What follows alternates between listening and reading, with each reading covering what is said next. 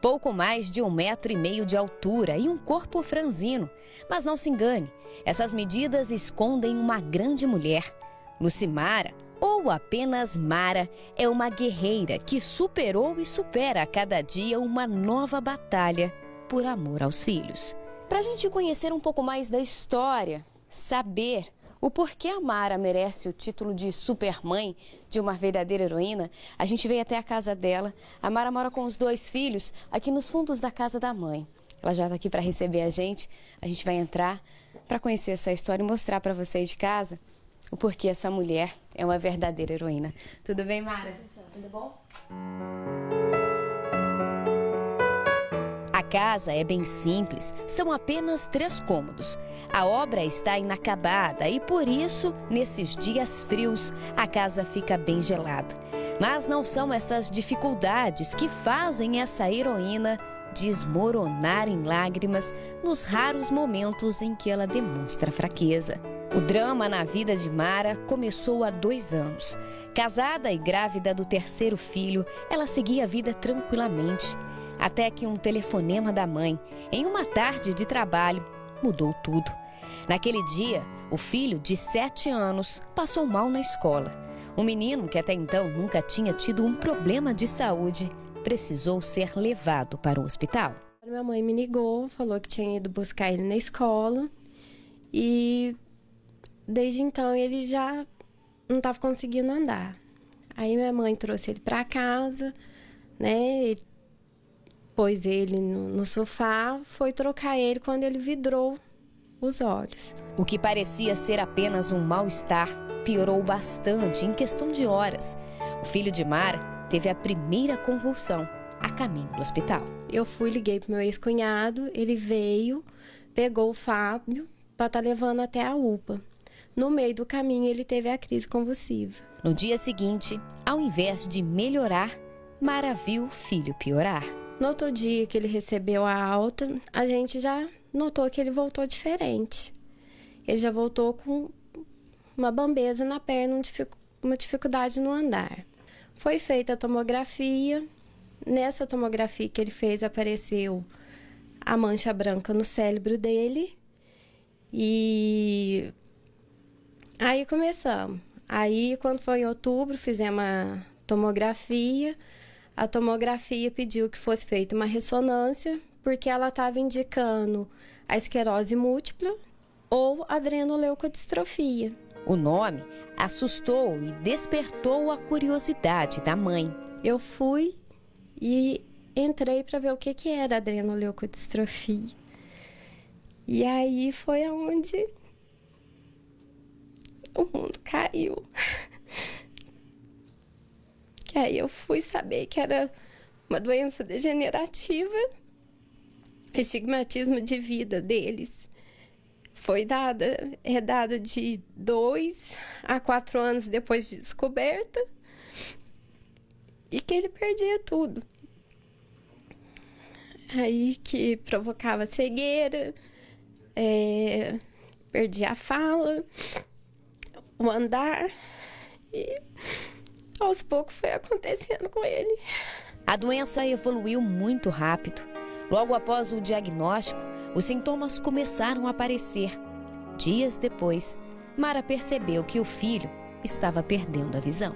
Ele começou a esbarrar nos móveis, passar a mão para procurar as coisas. Mas o que eu falo que é o mais interessante, que ele foi guerreiro desde o primeiro momento. Ele não perguntou.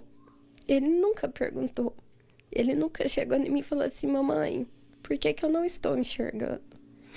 Ele simplesmente, às vezes, quando ele me tocava, ele falava assim: mamãe, deixa eu te ver um pouquinho. Mas ele não perguntou. E não demorou muito para que os outros sintomas também aparecessem. Ele não fala, não caminha, não tem controle de tronco para sentar sozinho, não tem movimentação nenhuma, nem de perna, nem de braço. E você faz a fisioterapia justamente para tentar a não atrofia, isso? Isso, a gente faz a fisioterapia para o alívio, né, da criança e para evitar as atrofias musculares, mas a principal mesmo é a fisioterapia respiratória. A gente manter o pulmão dele limpo para não ter infecção. Mesmo sabendo que as chances eram praticamente nulas, a mãe não desistiu. Ela e o filho foram para Curitiba, cidade onde Fábio passou por exames, mas o resultado não foi o esperado. As lesões estavam avançadas demais. O quadro era irreversível.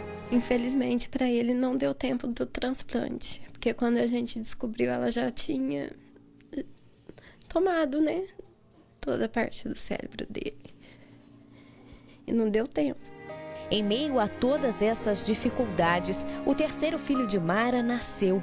A mãe foi orientada pelos médicos a fazer exames preventivos. A doença desconhecida e devastadora é genética. Provocada por uma má formação no cromossomo X, atinge apenas homens e pode se manifestar em qualquer fase da vida. Você começou a fazer os exames aos 7 meses? 7 meses. Aos 7 meses, ele fez o exame dos ácidos, ressonância e o ACTH, que identifica, né, as glândulas adrenais. E o das glândulas adrenais dele já deu uma alteração bem significativa. Aí o resultado dos outros exames vieram comprovando que o Nicolas também tinha a mesma doença. Sim. Infelizmente. A adrenoleucodistrofia no filho mais novo é ainda mais agressiva.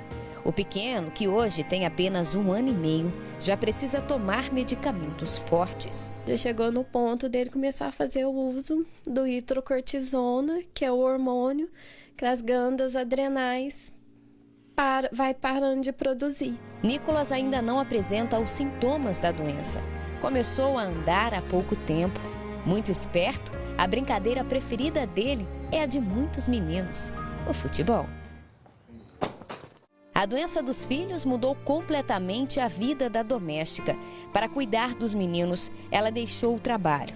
O tratamento é um desafio para a fisioterapeuta, que até então nunca tinha atendido um paciente com essa doença. É o primeiro caso meu, a gente sensibiliza muito, porque é uma mãe jovem com 2 crianças e assim, ela tem que ser muito forte, né?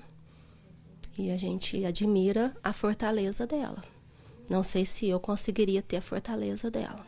O quadro clínico de Fábio é preocupante. Os sintomas mais graves já começaram a dar sinal. As constantes infecções no pulmão e os ataques cardíacos podem ser fatais. Como atinge a parte muscular, o coração é um músculo. Então, com certeza, a criança vem a falecer de parada cardiorrespiratória. Assim como Fábio, Nicolas também corre contra o tempo. Por ter descoberto a doença antes que os sintomas começassem a aparecer, ele ainda tem uma chance.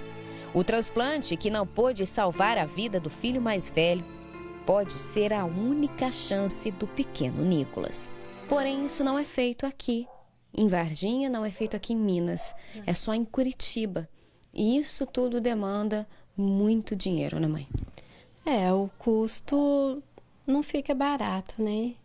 Por mais que, né, a gente, os familiares também tentam, né, por mais que tentam ajudar, não é uma coisa que fica barata.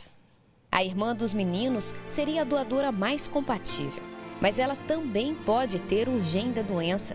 Para saber se a filha mais velha vai poder salvar a vida do caçula, alguns exames precisam ser feitos. Exames que não são realizados pelo Sistema Único de Saúde. Fica muito caro, né? Porque Curitiba e eu não posso deixar o Fábio para trás, né? Então, assim, fica caro. É um tratamento que fica caro. De onde é que você tira tanta força, mãe? É amor de mãe. É amor de mãe. É muito amor. Apesar dos medos. É o que que a maioria fala, né? É o amor incondicional. É o amor de uma mãe para um filho. o Nicolas, você acredita que você vai conseguir mudar a história dele? Sim. Acredito porque, na verdade, quem mudou a história do Nicolas foi o Fábio. Ele que mudou a história do irmão dele. E ele falou que ia cuidar do irmão dele. E ele cuidou. Na verdade, esse diagnóstico rápido, né, do Nicolas, ele só veio porque a doença do irmão se manifestou antes, né? Sim. Foi. Quanto ao Fábio, a gente sabe que na medicina não tem muito o que se fazer, né? Não. Mas existe o médico maior, que é Deus. E é nele que você deposita sua fé, sua força. Com certeza. Com certeza.